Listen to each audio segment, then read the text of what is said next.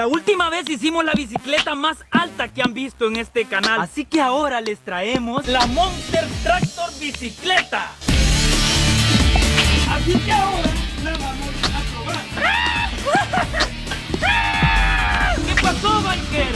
La nueva bicicleta que viene a hacer la revolución. Muy bonita y todo, pero cansa demasiado.